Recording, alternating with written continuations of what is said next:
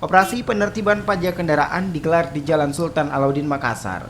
Satu persatu pengendara motor dan mobil dihentikan untuk dicek surat-surat kelengkapan berkendara oleh aparat kepolisian dari Polrestabes Makassar. Dari hasil operasi ditemukan puluhan pengendara roda 2 dan 4 tidak memiliki surat izin mengemudi dan menunggak pajak kendaraan.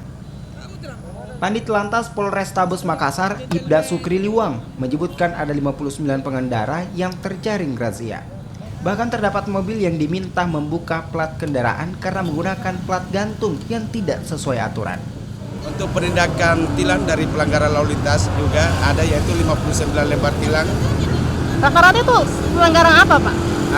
Jadi terlihat untuk penindakan tilang itu adalah STNK yang habis masa berlakunya, kemudian TNKB.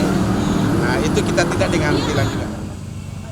Para pengendara yang terjaring langsung diarahkan ke mobil keliling Samsat Makassar 1 untuk melunasi tunggakan pajak kendaraan.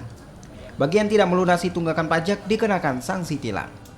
Di pajak kendaraan bermotor ini itu hasilnya akan dihimpun kembali dan akan kembali ke masyarakat.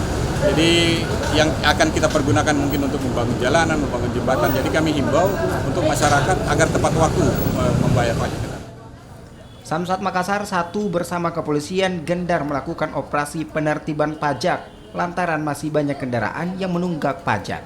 Operasi penertiban pajak juga diharap bisa memberi efek jerah bagi pengendara yang menunggak pajak kendaraan dan yang tidak memiliki surat izin mengemudi. Nila Rustam, Kompas TV Makassar, Sulawesi Selatan.